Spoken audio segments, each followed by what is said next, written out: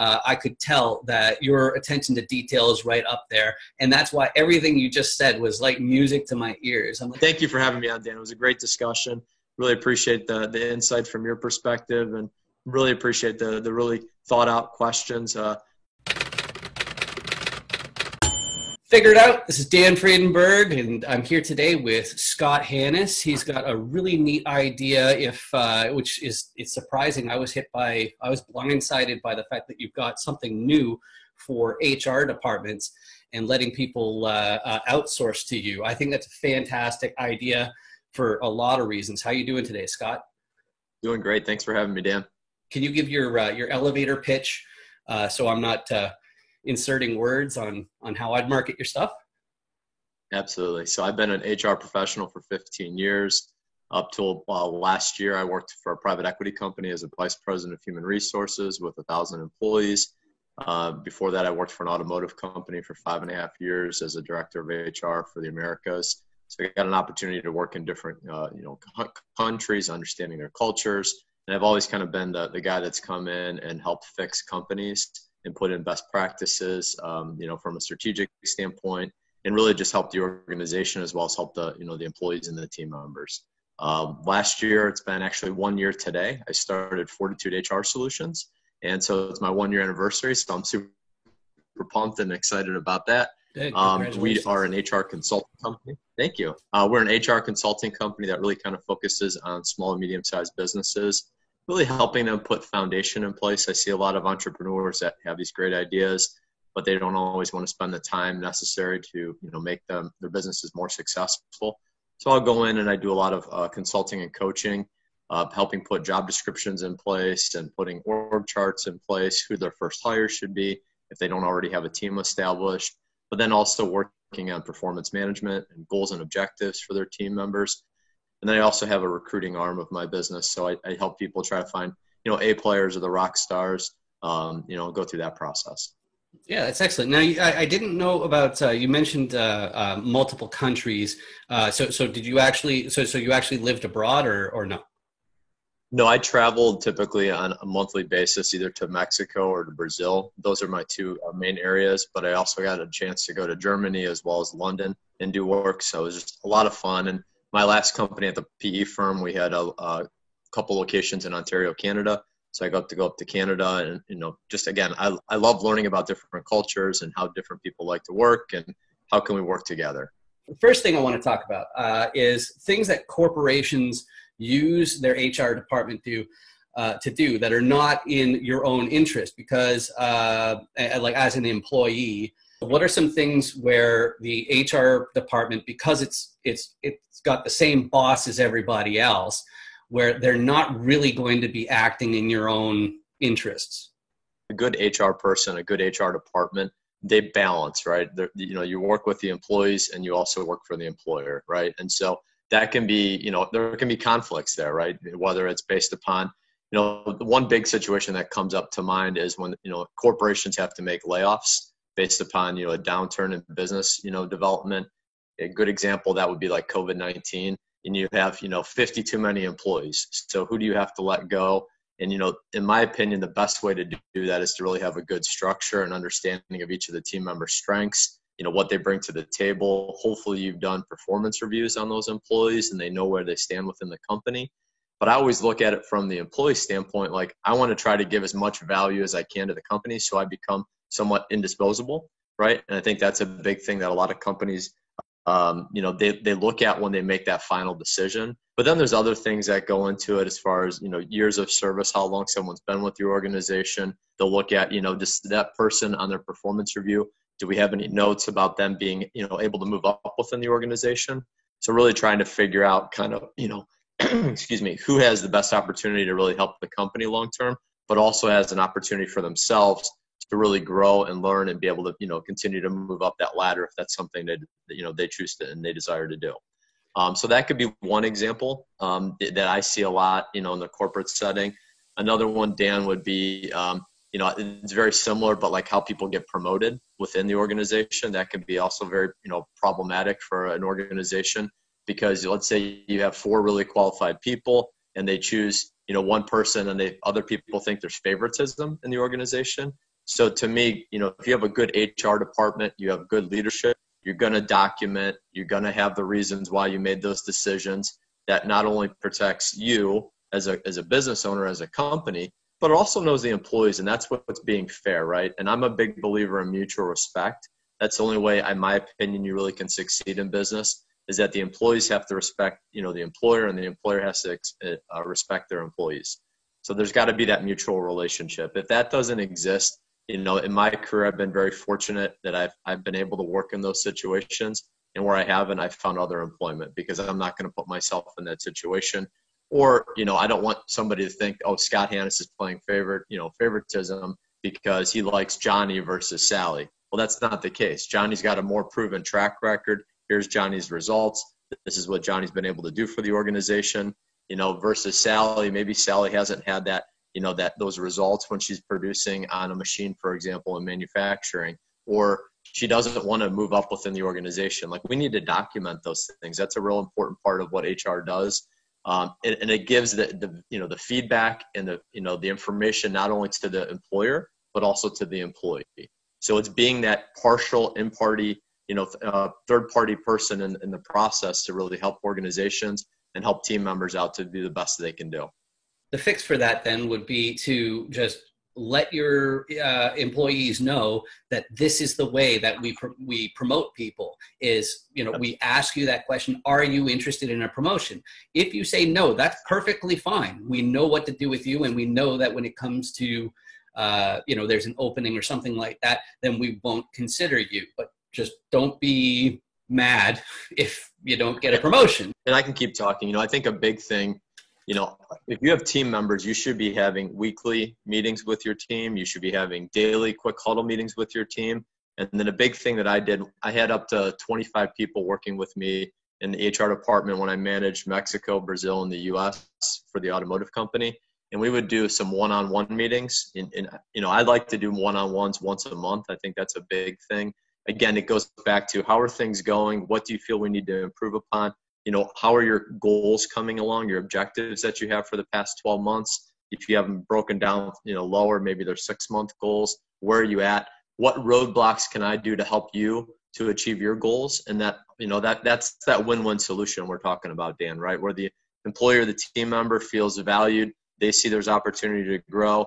They have an opportunity to make more money. The company is getting what it needs or it wants from their employees, which obviously there should be some type of revenue stuff that's there. So it's finding that balance and that win-win. And the only way you can do that is by having, continuous conversations with your team and talking to your people. What are some situations where the HR department looks like the bad guy? Yeah, I think one of the big ones is typically when there's layoffs or there's a termination of an employee. A lot of times, in the 15 years I've been in HR, I've fired a couple thousand people, Dan, but I've also let a couple hundred people go.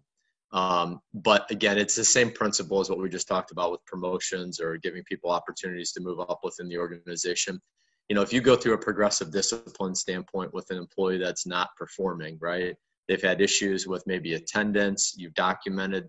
Like, I'm a big believer in, first of all, you do some type of coaching where you don't document anything. You find out what's going on, right? Because they're a human being, right? And that's what I love about being in HR. Like, you have to be human. There's a human element to what we do.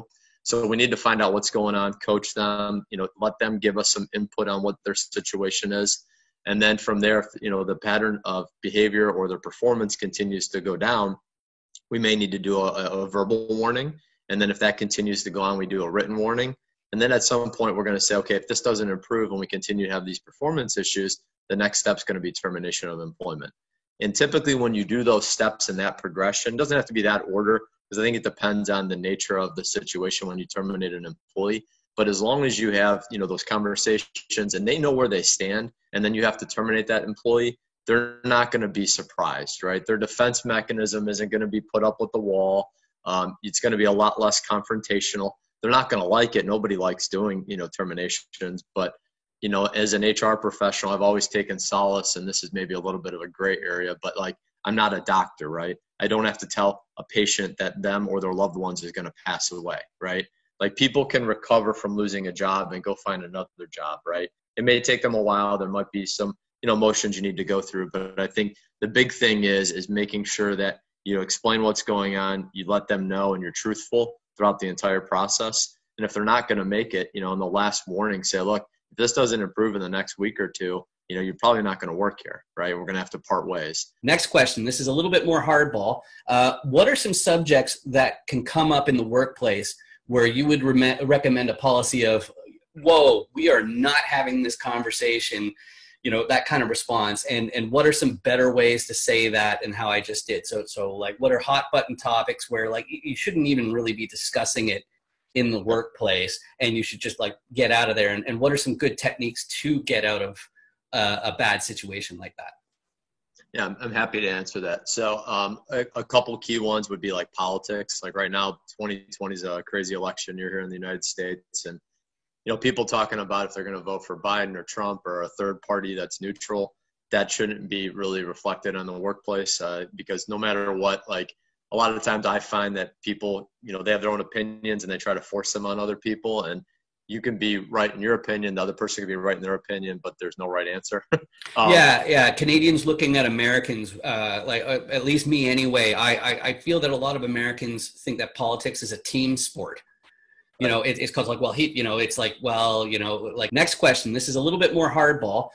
What are some subjects that can come up in the workplace where you would recommend a policy of, whoa, we are not having this conversation, that kind of response? And what are some better ways to say that and how I just did? So like, what are hot button topics where like you shouldn't even really be discussing it in the workplace and you should just like get out of there? And what are some good techniques to get out of a bad situation like that? Yeah, I'm happy to answer that. So a couple key ones would be like politics. Like right now, 2020 is a crazy election year here in the United States. And, people talking about if they're going to vote for Biden or Trump or a third party that's neutral, that shouldn't be really reflected on the workplace because no matter what, like a lot of times I find that people, they have their own opinions and they try to force them on other people. And you can be right in your opinion, the other person can be right in their opinion, but there's no right answer. Yeah. Canadians looking at Americans, at least me anyway, I feel that a lot of Americans think that politics is a team sport. It's called like, well, it's like, well, like what if you hate the pitcher? Do you hate the whole team? And that's the approach that they take with politics, is saying, oh, but this is our guy, so it doesn't matter if they break all the rules, or this is our gal. And that also means that don't trash other candidates. Absolutely. Yeah, I think avoiding politics altogether, I mean, that's always been a policy that I've put in place. So again, the big thing from the company standpoint, and a good HR professional will have some type of policy or guideline regarding stuff not to talk about or that we're not going to allow to happen in the workplace. Another big thing would probably be religion. A lot of times people, I'm a faith-filled guy. If someone comes in my office and they're crying and they tell me that someone passed away, I'm going to typically ask, is it okay if I keep you and your family in my prayers? And that way I'm not offending somebody. So I think that's another, good topic point. And then there's a lot of civil unrest in our country right now, in the U.S. especially. And so, I'd like to educate and get in front of a lot of those things. So like I was always big on doing diversity and harassment training. Like those have been two big topics, and inclusion and how can we work together. To your point, Dan, like you don't have to like me, but we got to work together, right? And I always talk about like our common goals. And the common goals, if we're working for a company, is we're trying to make this the best company possible. We're also trying to make money for the company. And then we as the employees or the team members, we're trying to provide for our family, right? So that's our goal, right? And we can have differences, again, on politics, religion, what we believe with COVID-19, what's going on with the civil unrest in the country. But at the end of the day, like we have one common goal and one common purpose. And that's to provide for our families and for the employees typically, right? And then for the employer, it's to make money and show a profit, especially if they have shareholders and they have to report into somebody else. So, when situations like that have come up for me at work, and if I hear about them, I'm not going to go write up somebody because I don't think that's the right thing. Typically, I'm a big believer too, like an HR department shouldn't police everything. Like your hiring managers, the department managers that have employees that report to them, they should be having those types of coaching discussions or team meetings. HR should be there more as a coach. HR should be there more as a witness. and HR should be there to give, legal advice on, okay, this is what the law says. This is what you want to do. You can't do that. You got to do this, right? Or you can't do that until you do step A, B, and C. And a lot of times, and even in big companies, I've had managers come to me, and Dan, this is a little bit off topic, but they'll be like, hey, Scott, we want to fire this person. I'm like, great. I'm like, let me look at their personnel file and see what's in there. And there'll be nothing documented. I'm like, well, you can't fire this person. They have protections under the law, right? So we need to figure out how you're going to do that. And let's make it truthful. Let's make it honest. Let's document it. And then if you want to fire that person after you've done that, then we can talk about it. But again, I think honesty is the best policy, being people of integrity and having those discussions. If you hear something, obviously, like it's kind of like a safety thing in a manufacturing plant. Somebody doesn't have, their steel-toed shoes on, and that's a requirement for personal protective equipment. Like, don't turn a blind eye to it. Let's address it right away. You know what, Sally, I don't see that you have your PPE shoes on. Where are they at? You need to put them on. If you can't put them on, you can't work until you get those shoes on, right? But it's much better if we address it right there than wait 2 weeks and all of a sudden, someone tattles on Susie, and now we got to go have a conversation. Sally's not going to say, oh yeah, I didn't wear my shoes, right?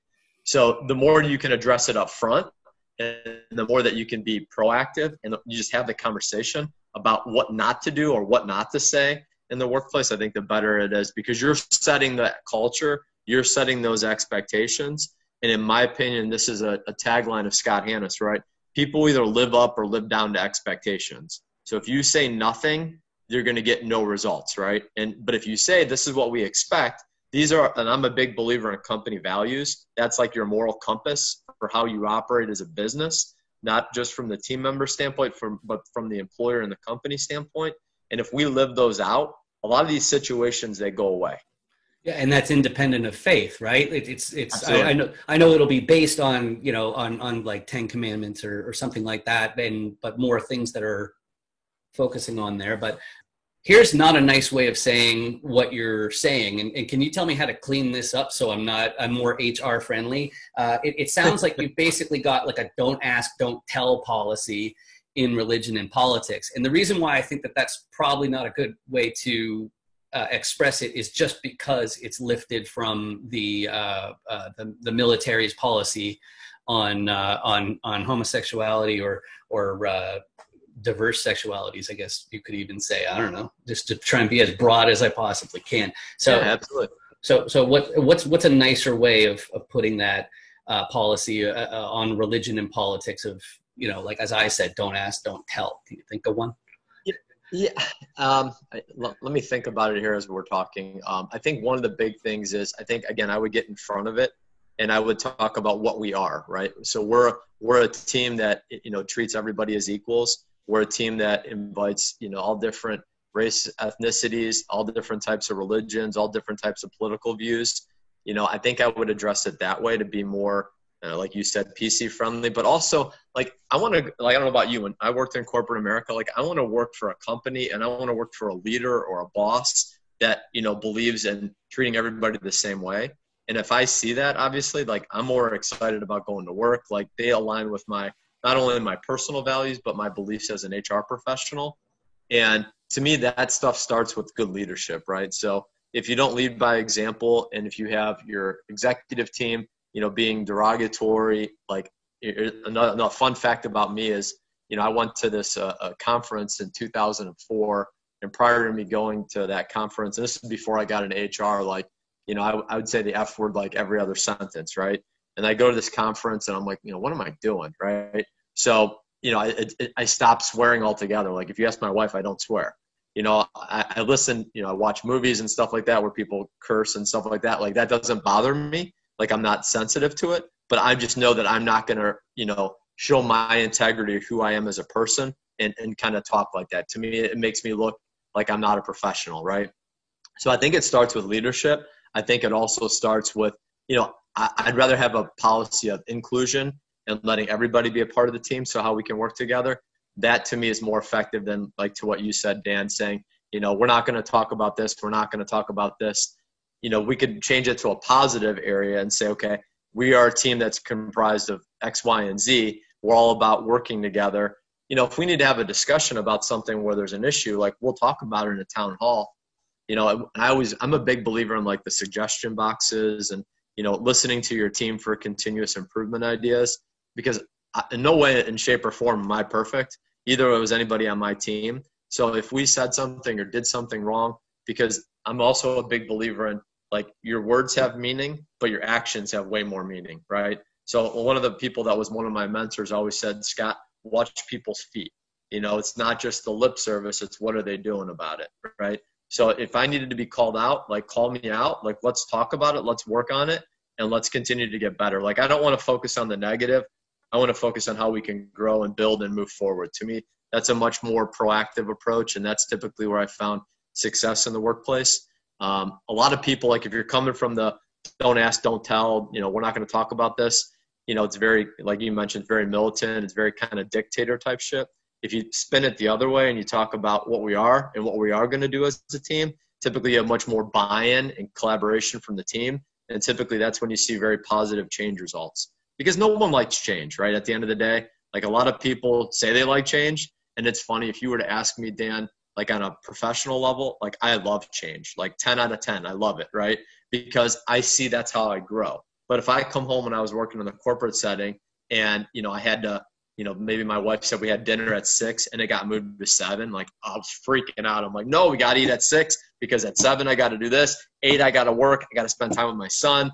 So like personal change is a little bit different for me than the professional change.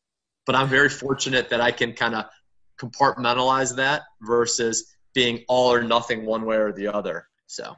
Yeah, I love how you whip in between personal and private so confidently. Basically, I want to say that a lot of professionals are afraid of showing anything about their personal life just because they think that it'll be under scrutiny or something like that. Do you have suggestions on how somebody can keep that balance and talk about what's going in their lives without basically like coming off as weird or needy? Because that's the thing that I'm finding you excel at, is you'll bring those things on, and it's not like your family is like an excuse for something, I guess.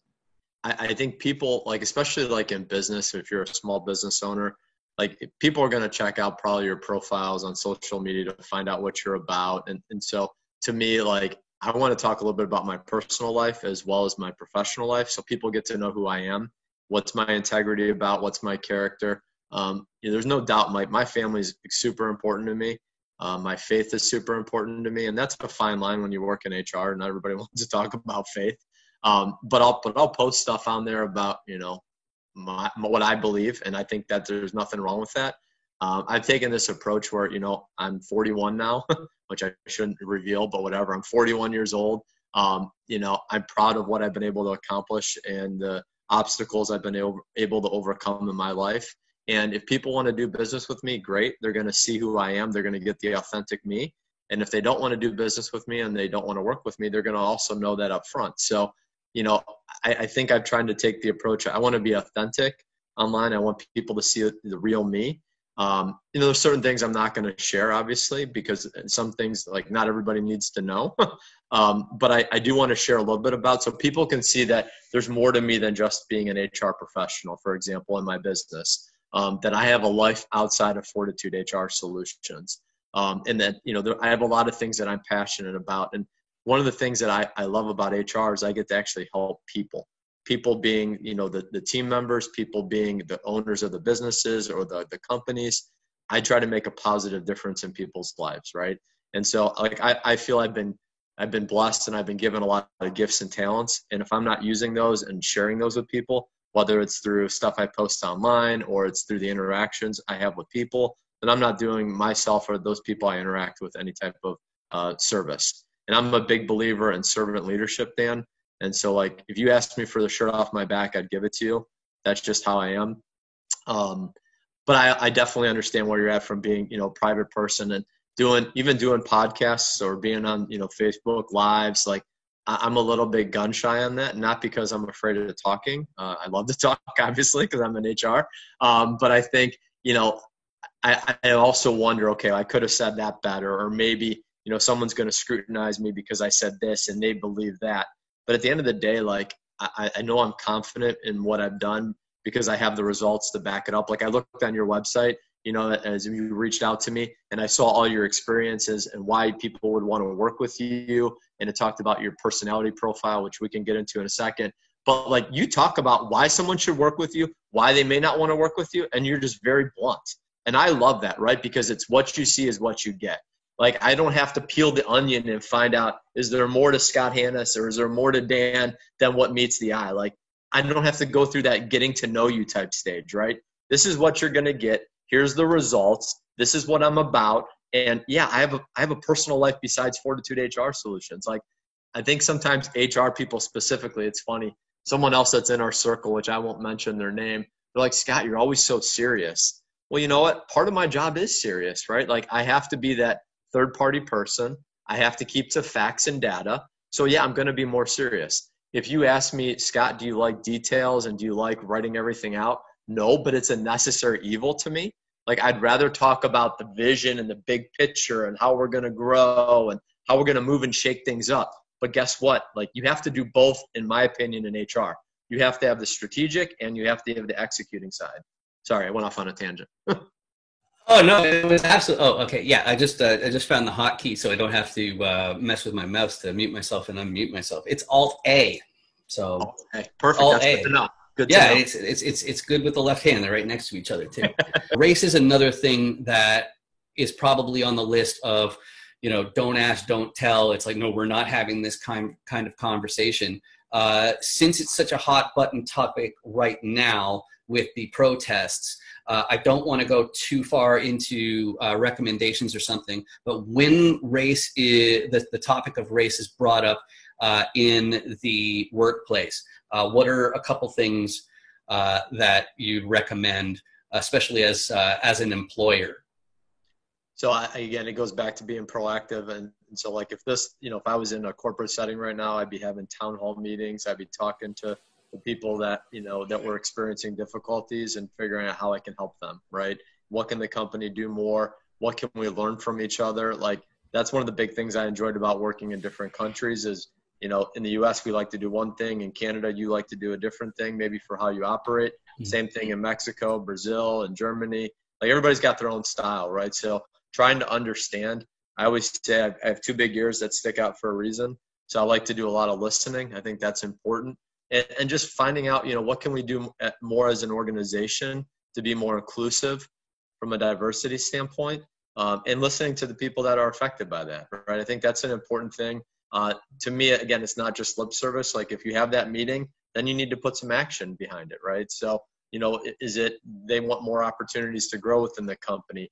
Do they want to have, you know, some type of an event that celebrates their culture or their heritage? Like, why not? Like, there's no problem with doing that. That just shows that we're inclusive. We care about all our team members. So I think those are a couple of good ways that, you know, employers or businesses can really kind of focus on, you know, again, listening and coming up with some type of action on how we can, you know, let them feel more a part of the team if they feel like they're being outcast or not treated the same.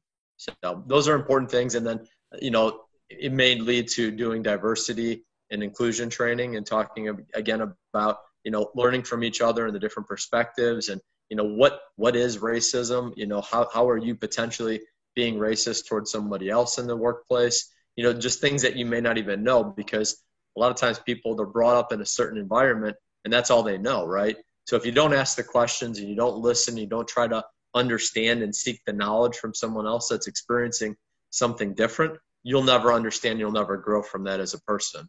So I'm a big believer in, you know, doing a lot of listening, asking questions. Like the better questions you ask, the better you're going to be informed and the more you're going to be able to do to help people.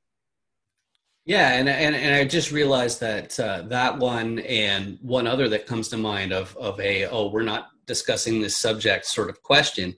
One of the reasons is because there is no ability to do a don't ask, don't tell when it comes to race. You know, it's like hey, are you secretly Asian? It's like, no, I'm not.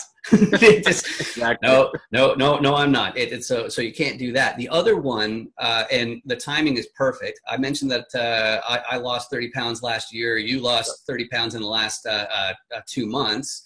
Yep. And that's the other one that jumps out in my mind of like, you know, you cannot discuss weight in the workplace.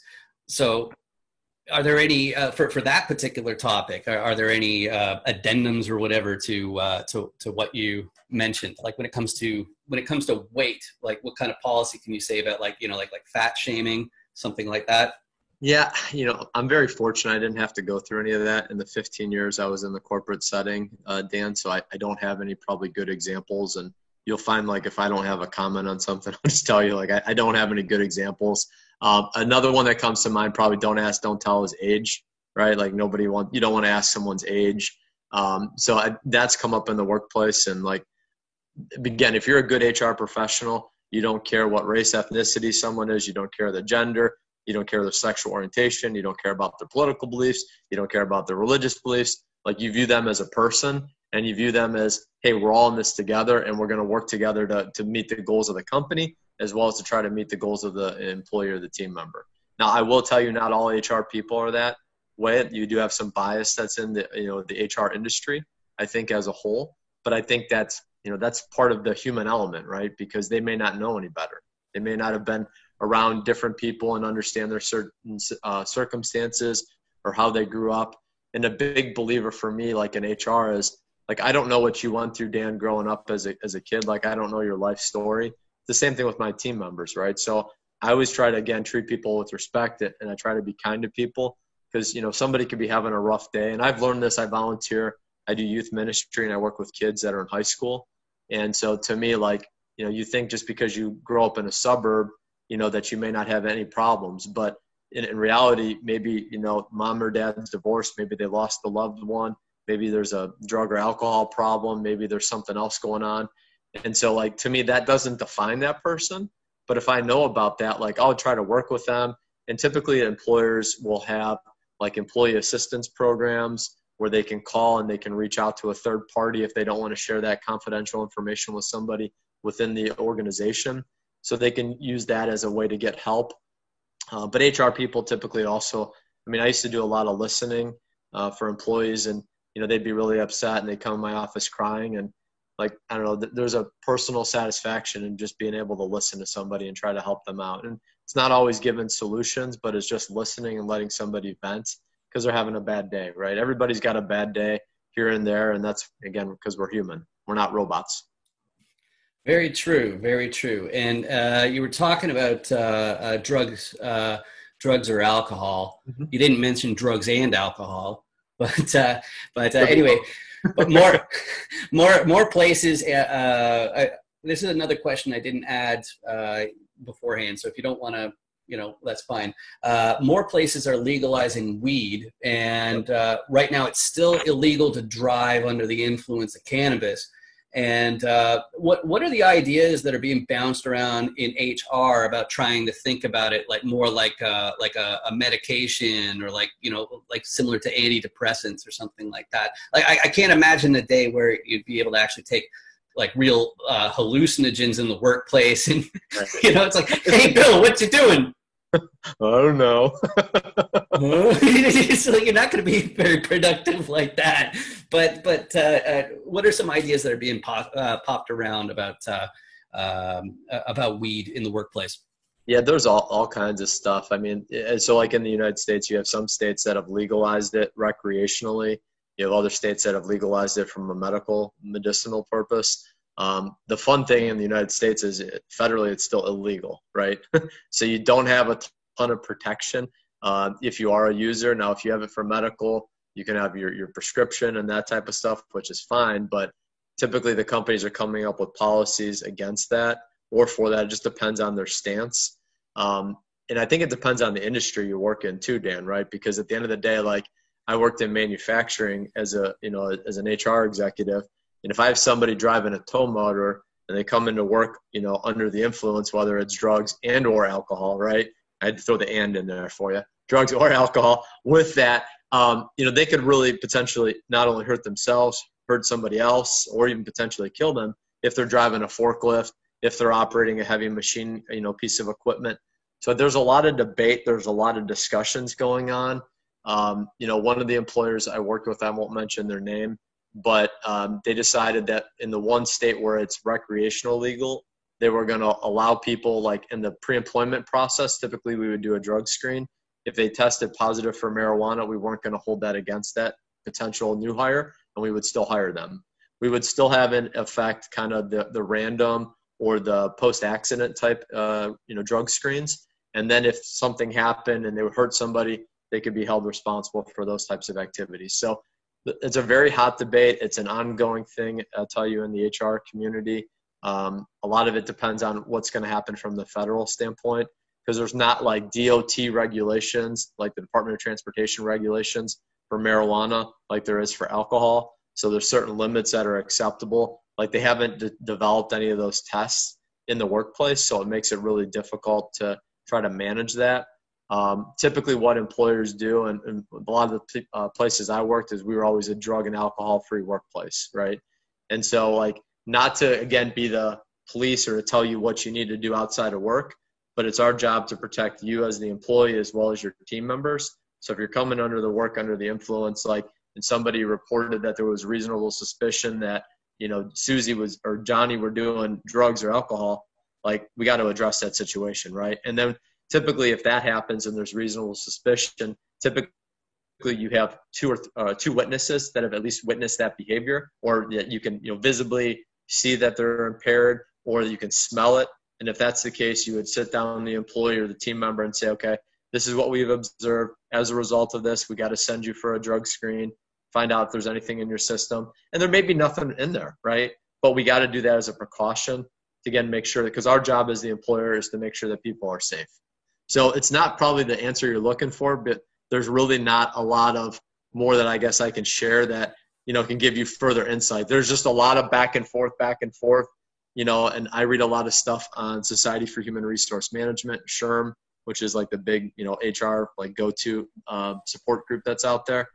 But, if you talk to one lawyer, you get one opinion. You talk to another lawyer, you get another opinion from a legal standpoint.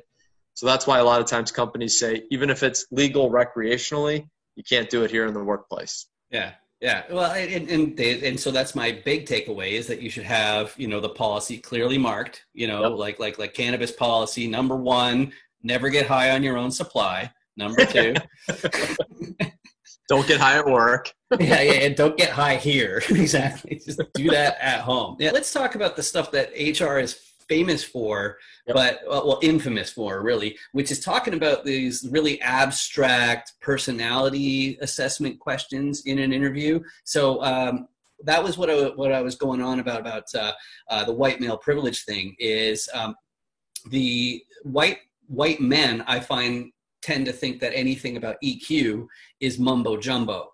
So that's why I really like how you didn't focus on EQ. You focused on. You have to have self-awareness, right? And that's everything that you do at the workplace, but it's also what you post online, what you say, how you act.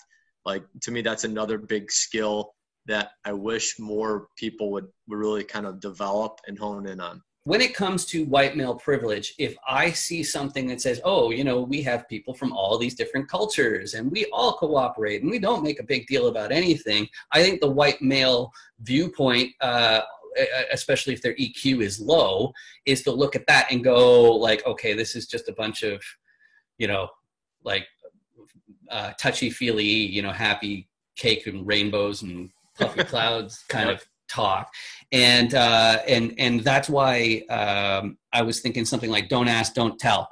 I think that some people need to hear the message in a way that sounds more like that, so that they'll actually get why it's important and why it's not just sayings like, hey, don't do this.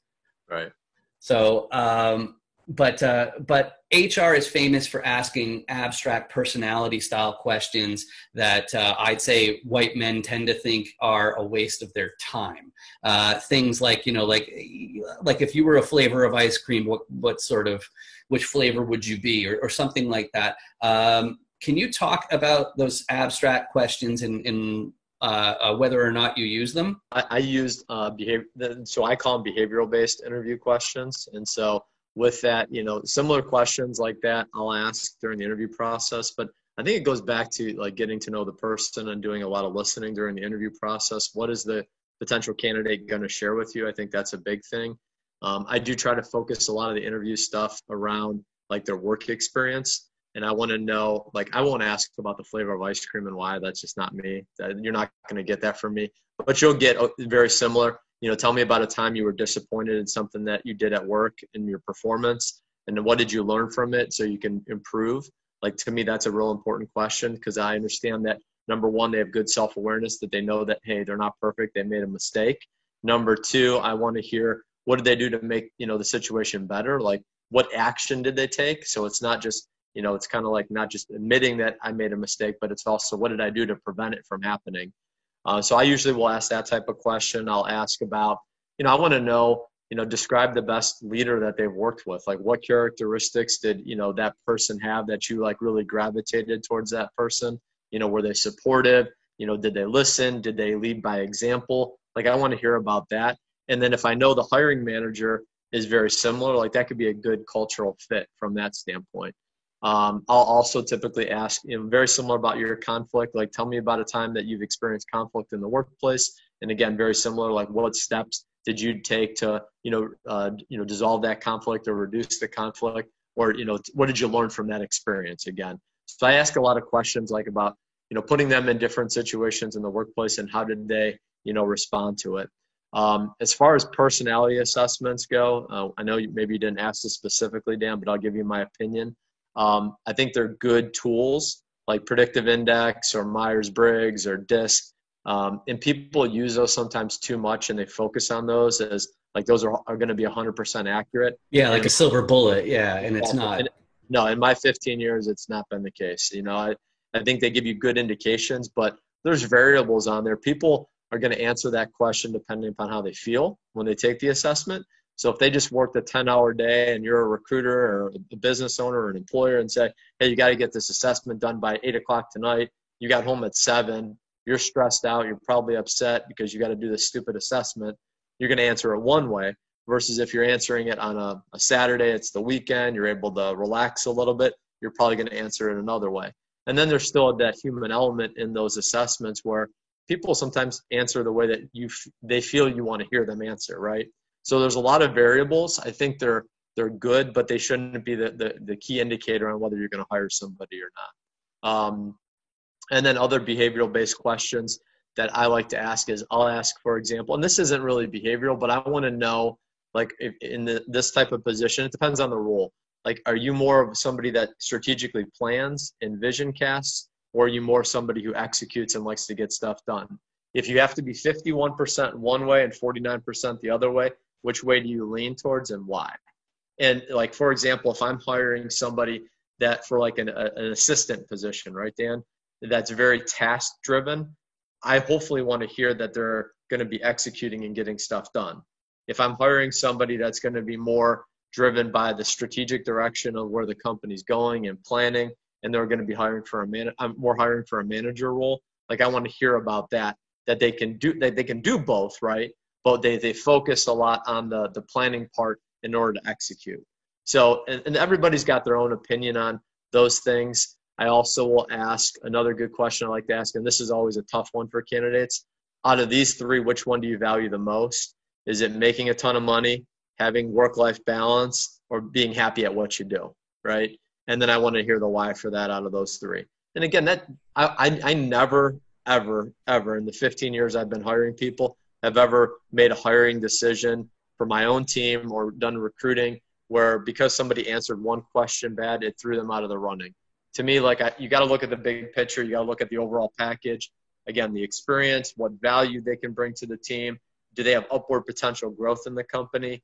And then, you know, getting to know them and doing, you know, those types of interview questions and listening, I think that's when you make a good educated hiring decision. So then you can turn around and say that when people go and try and get a job, they do the interview at a big company and they've got an HR department. Whenever somebody tells you about that experience, they say, oh, well, I think I didn't get the job because I said this, or I think I didn't get the job because I said that. That's probably unfounded, and it's not just on one question. It has more to do with, you know, qualifications. Yeah, the overall picture. I mean, that's the way I've looked at it. I mean, I'll give you an example. I was interviewing for the vice president of the Cleveland Cavaliers basketball team here in Cleveland, Ohio. would have been an awesome opportunity. There was like 200 people that applied. I think I came into the top 4. I didn't get the job. It was a long process. And at the end of the day, like, yeah, I probably didn't have the qualifications that the person that they hired for, right? Like, I always walk out of the interview, I'm like, you know what, I could have done this better. I could have said this differently. But at the end of the day, you know, they chose somebody that was more qualified than me when I looked at, you know, their profile when they introduced them as the new VP. So sometimes it's a check to your ego, but I think that's an important part, like we were talking about earlier, Dan, of being self-aware, right? Like, I know where I'm at, I know where my capabilities were, and I know what I needed to potentially do in order to reach that level.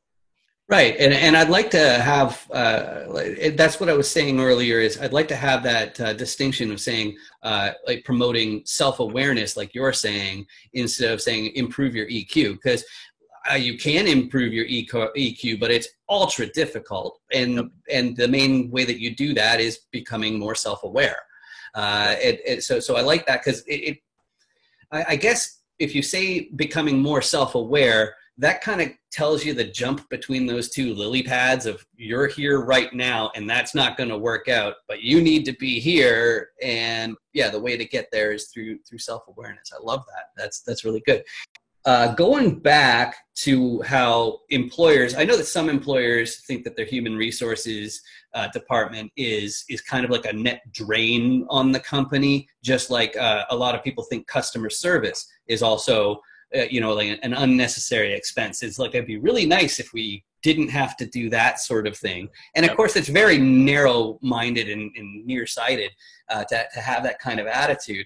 But they hire HR departments for more reasons than that. And I have a question that you asked more about, which was if I personally, I was saying, how can you become your own HR department, the director of the HR department of Dan Fredenberg, just me, like, I mean, just you over there in the internet. Okay. Yeah. You. So how do you become an HR department for yourself, representing yourself in the best light so that you have the same strategic advantage that the employer would have if you're being ultra pragmatic and dark like me? Yeah, I think, again, it's about, showing the value that you bring. I think it goes back to the self-awareness. I think, you can do a lot of reading. Like I do a lot of reading on, different HR topics and understanding, to your point, like there's many facets of HR besides, the human element. You have the hiring side, you have the onboarding, you have the, whole recruiting process, but then you have how do you manage people? How do you coach people? How are you going to, develop the performance management systems and the goals for people to try to achieve things, to the succession planning, to the benefits administration standpoint. So looking at different topics and reading and networking, I think, with other people like myself that, are in the HR profession, and asking questions about, how you can better improve things. I think that's a good place to start. You can read on the Department of Labor, for example, whether it's in, Canada, like I think there's the Ministry of Labor or something that's a little bit different. I know in Mexico it's something different too, but wherever you're at, like reading about the labor laws and, it just being informed, I think, is an important thing. Like with all this COVID-19 stuff, there was something in the US that came out which was around Families First Coronavirus Relief Act. And it talked in there very specifically about, if you've been subject to Corona, that the employer has to, in the United States, give you time off that's paid in order to deal with the coronavirus situation if you are affected, right? So, reading those types of things, hearing about what's on the news. If you really wanted to be a self-educated HR person, doing a lot of reading on SHRM, Society for Human Resource Management. That's shrm.org. You can go to their website. I think they have the .ca up in Canada, Dan, that you can go and read about different topics and different articles. But to me, it's all about being informed, right? I mean, knowledge is power, and that really helps you in everything, every facet of your life. So continuing to ask questions and learn is probably the best thing. Documenting is another big key. So, for example, if you had to have a conversation with your manager, like I would take notes on the date and the time you talked to them. Here's a summary of what we discussed. If you, like, for example, if you were in manufacturing and you were producing widgets, this is how many production pieces I made this day. This is what I produced this day. You could document the day and the time, like your punches in and out. If you're an hourly employee that has to punch a time clock, that just gives you further protection. So that way, if your paycheck looks off, you can go to the HR department and be like, hey, you shorted me an hour. Other documentation could be, when you get your performance reviews, from the company, you can ask for copies of those, and you can ask questions about, how can I get better? What can I do to improve? So I think you bring up a great point, Dan. Documenting is key, not only for the employee and the team member, but it's also key for the employer. So it's about having that balance, and then understanding again, how does that fit into what the company's trying to do, and asking yourself those types of questions. So that means regardless of if you're an employer or an employee, from an HR standpoint, you should be documenting everything. Yep. I guess there's one problem because I'm a digital guy, which is how do you get some sort of like an HR department is a third party, as you said. So you'd have to have something kind of like how in real estate we have escrow, where it is a third party. I know that for me, for all my consultation, I always have a timer that logs the entries of when I started something and when I didn't. I'm just trying to think of emailing yourself. If you have two different email addresses, then what you can do is you can email yourself, and there will be a timestamp saying that on this day, this is how I reported what happened. It's in my own words. Here's the documentation. And so it's not like just like a Word document where you can tell that like there's a record of it's been edited, but it doesn't log each edit in that way. So maybe that sounds like a good idea too. That's a great idea. Okay, cool. Just today, you finished your first year in business as an HR firm where companies can outsource that entire department to you. And I got to tell you, that sounds absolutely amazing to me. What are some of the main benefits you get from outsourcing your HR department? So I think a lot of it comes down to, like, depending on the size of your team, you don't have to pay that person, full-time salary. That's one big benefit. Another thing is, like, if you're a small business, you don't have the time to necessarily do all the HR tasks that it takes and the time to spend with documenting or putting, different stuff together, whether it's benefits, the payroll aspect. And some of that stuff, like Tim and I always talk about revenue generating activities. Some of the HR stuff may not be revenue generating. And if you're doing real estate and you're trying to do a deal, like, you'll make more money on that versus the HR side. But I'll tell you, if you don't have good HR systems and processes and policies in place, that can also cost you a lot of money. Like if you make the wrong hire decision, I always say it's probably a 1.5 to 2 times the cost of that salary for having to replace that person. When you look at, the lost productivity, the lost morale, the training cost I'll bring on that new employee, the recruiting cost, the time it takes to do all of that. So, there's a lot of cost reduction. There's a lot of cost savings things that the HR function can really bring into your department, into your organization. I tell people all the time about the importance of incorporating and working for yourself. And one of the biggest reasons that I encourage people to do that is because that way you keep the power of pricing your own time.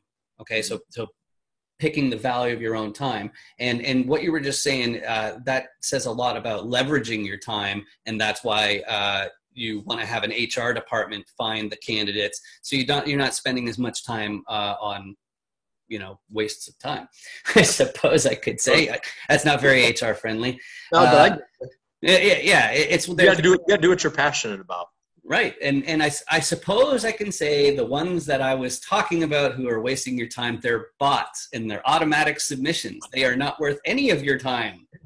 People are always worth your time. Amen. So when it comes to, so when I started branching off and opening my own agency, I got the ability to set a price tag on 1 hour of my time. And you do that when you work for somebody else. And if you're stuck at a company, basically your raises are going to be a pittance, in my opinion. It's going to be like you stay there for an extra 3 years. Hey, you got an extra $1.50 an hour. Right. Yeah. Like it all adds up, but it's the $10, $20 per hour increments that really make a difference. So like, and me, I've doubled my rate before. So it's like, So do people actually walk into an HR department and say, yeah, I want a 100% raise. I want double. No, people don't do that. People ask for a raise, and they'll have a dollar amount in mind, but typically people don't come in and say, I want to make, if I'm making 50, I want to make 100, right? And if people, I've had somebody that maybe wanted a 25% raise come in and ask for that. And then I said, okay, well, why do you feel you've earned that 25% raise? I kind of put it back on them. We look at their performance. And then maybe they're a high performer that has a lot of potential that we want to retain. That sometimes happens where somebody will come in, they're making 50, they got a job offer to make 75. I'm not a big fan of let's try to buy that employee to stay, because typically they already have one foot out the door if we're at that point.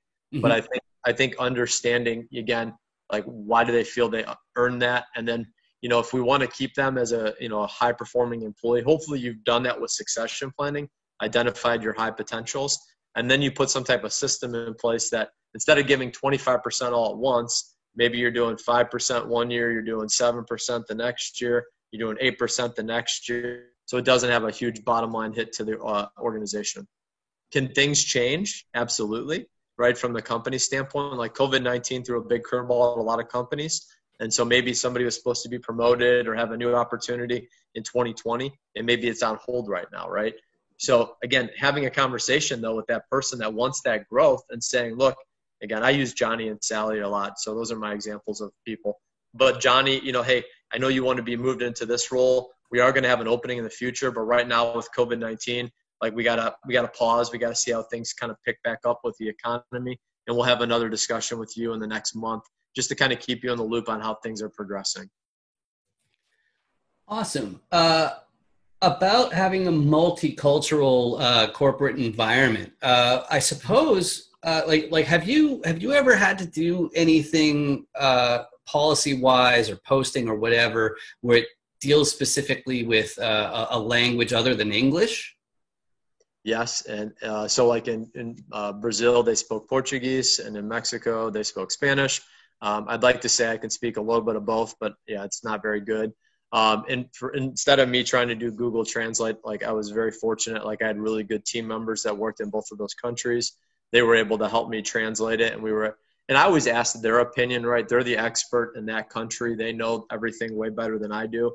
So this is the gist of what we want to accomplish as an organization. How can we best word this? How can we best, write this in the form of a policy? And then how can we communicate that to the team? So that's what I would always do, like in Brazil and Mexico, for example.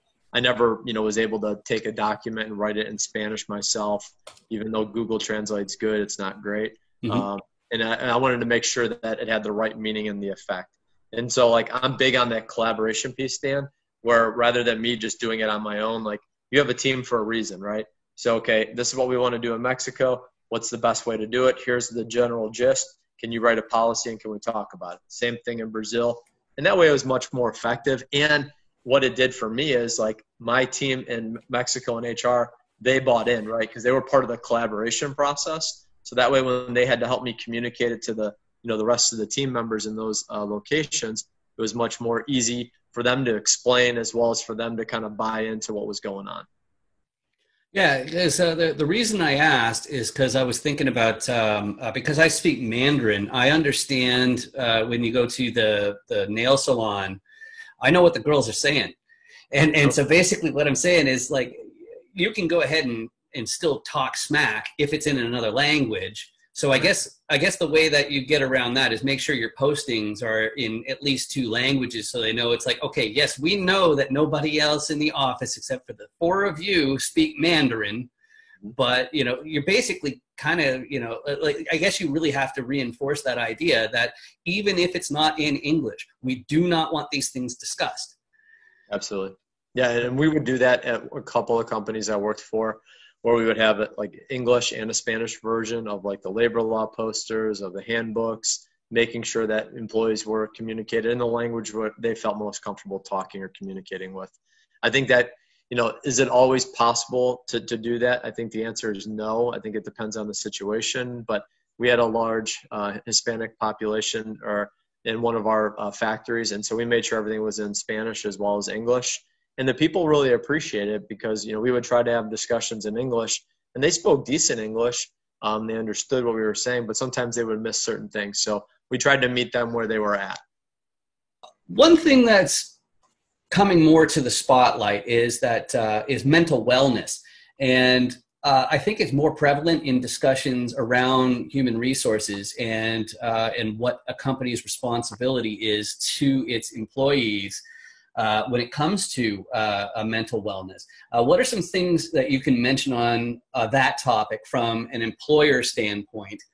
And what can you say from an employee standpoint on the topic of mental wellness?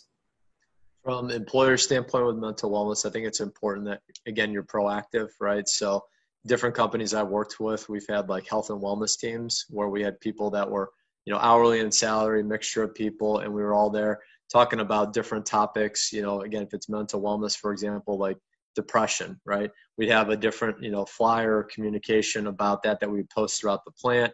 One of the companies I worked with, we would do monthly team meetings or town halls. And so we would have a topic that one of the health and wellness team members would talk about and educate everybody about warning signs of, for example, depression, what to do if you see somebody in the workplace that's experiencing depression. And then again, most employers, in my opinion, you should have an employee assistance program, an EAP program. They're not very costly. They provide really good resources. There's a stigmatism out there with, employees and team members that the employers are going to know that I called and this is what I talked about. And that's not true. So being in the HR department, seeing, like, we would get reports from the EAP program and that company, and they would tell us that you had 5 people that called in the month of June. And these are the topics that, they discussed with us. We don't get any more information than that. But what we would do is we would use those reports to figure out what are other additional health and wellness topics we as a team can talk about with our employees, what's important to them. So we would do things like that from an employer standpoint. Again, I think the HR department, like, you're a listening, ground for people. So if there was somebody that was having a difficult situation and they didn't feel comfortable talking about it, in front of their boss or their supervisor or their manager, a lot of times they would get referred to HR. And again, a lot of times it's just listening. And again, not that we have all the answers. Some companies that I've worked with, like in Brazil, we actually had a physician on staff. So we could refer that person to go to the physician and talk with them. And that was really convenient because it was right in the facility. If you have so many employees in Brazil, you have to have a physician on staff. That's part of their safety and health requirements. So that made it very convenient that they had a resource there. But I think the employer's job is really to provide resources and avenues to get people the help that they need. And then making sure from an employer standpoint also, Dan, that your medical insurance that you offer your employees, that it's got, mental coverage or health, mental health coverage. And what does that look like? And who are the doctors or the people that they can talk to? And what does that look like? So again, they have good resources, good opportunities. There's other avenues too, like employers can give people the numbers for like United Way, different organizations like that where they may need to speak to somebody.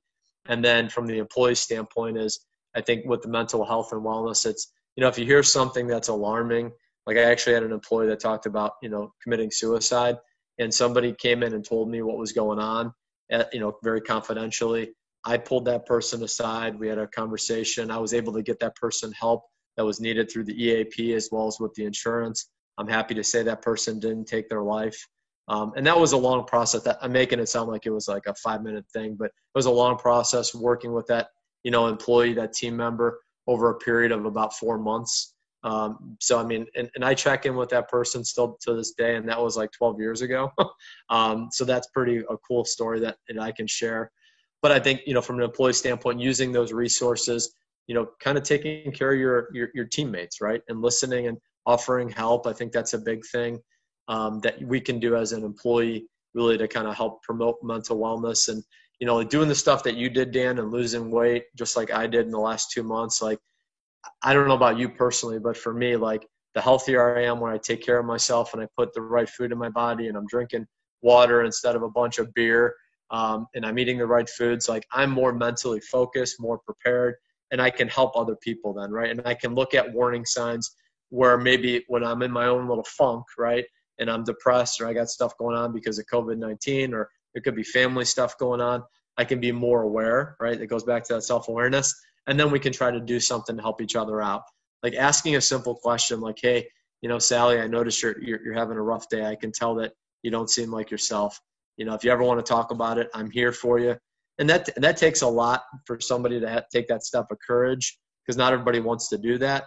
Or, sometimes people would suddenly put the EAP number or the brochure in someone else's, locker as a way to maybe try to help somebody out. So I think there's those subtle hints. And I'm a big believer, again, I think I've said this throughout this discussion, Dan, like we don't know what each person goes through each day, right? So understanding that there could be issues outside of the workplace that they're going through. I mean, it could be a messy divorce. It could be issues with a sick kid, a sick parent, and we gotta be human. We gotta care about each other.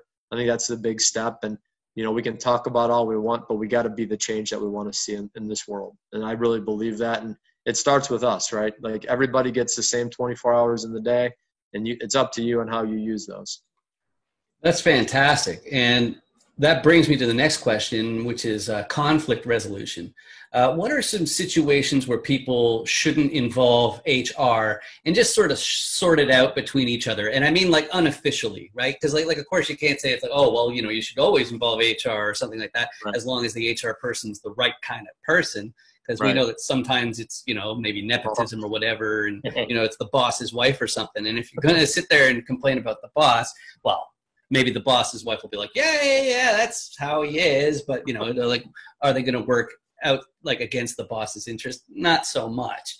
Right. So what are some things that, like casually, you figure they should probably be worked out first before HR is involved? So like I mentioned earlier about like the safety, the personal protective equipment, like that can be a conflict resolution standpoint where somebody is like, Johnny or Sally or Billy, put on your safety glasses, or, why don't you have your shield on your machine? You shouldn't remove that. And it doesn't have to be, again, a lot of conflict, it's all about the approach, right? And how you bring about the issue or the problem and say, hey, you know what? I really care about your safety, Johnny. I see you don't have your safety glasses on. Like, I want to go home each day to my family and my friends. I want you to do the same thing. So you can approach it that way where it's not that you're being a jerk about it. Sometimes people need to hear it that way though. Like Johnny, like, hey, you're going to freaking get hurt. Put on your damn safety glasses, right? So it depends. Like you got to know your audience. You got to know who you're talking to. But a lot of times those types of situations typically can be handled with your department or your hiring manager, the person that manages you.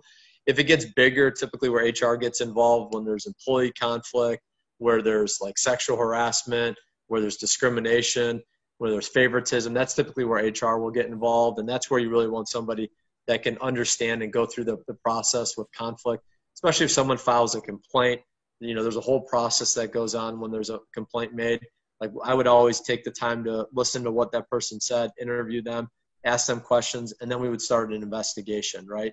And I always say there's three sides to a story, right? You got person A, you got person B, somewhere in the middle is the truth. And we make decisions based upon facts and data.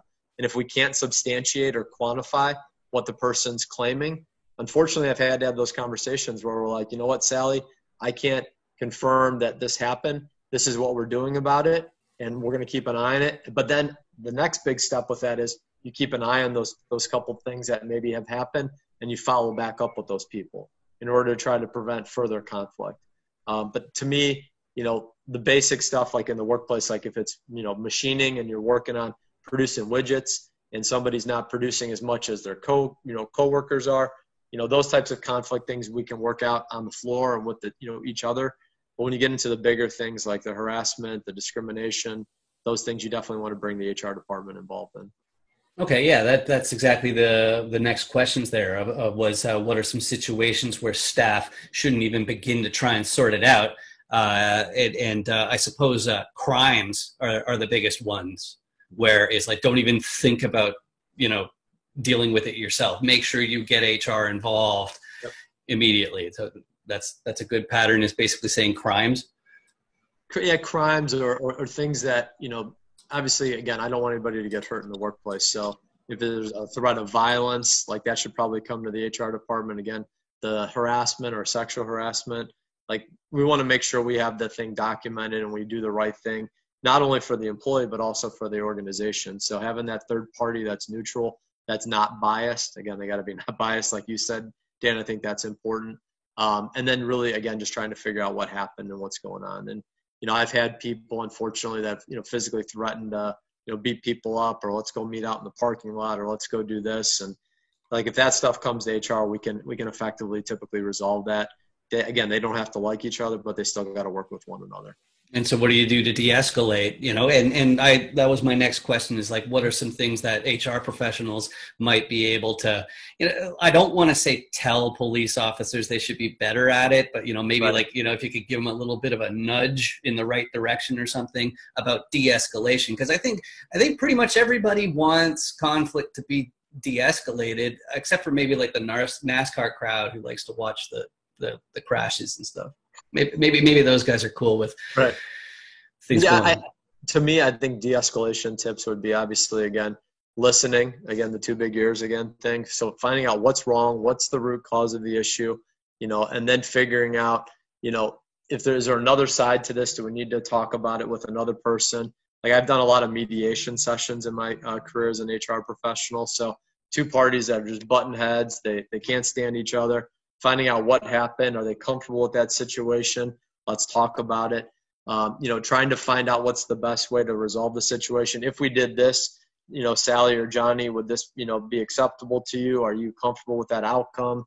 And then going through and providing them with some solutions on how we can resolve the situation in an effective and a professional manner. And then the last thing to me with an effective conflict resolution process is follow-up and making sure that, hey, how have things been going the last week? If you need anything, like, we're here, we have this open door policy. That's a big piece I think that a lot of professionals miss. Like, you get rid of the conflict and then you forget about it because you don't want to deal with it anymore. I think a big piece of that is then following up to make sure that the conflict's still reduced and you don't have any further issues. So the big way to do that is by following up and talking to those people still. Hey, how are things going? Checking in. If you do those things, typically you don't see the conflict, pop its head back up in the future. That's fantastic. I can really tell that for you, this is this is a career that it gives meaning to your life.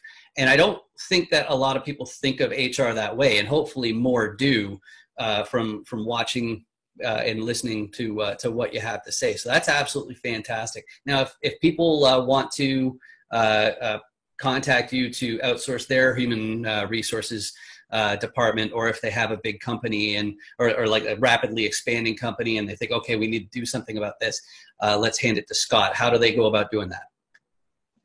So they can reach me through my website, www.fortitudeHRsolutions.com.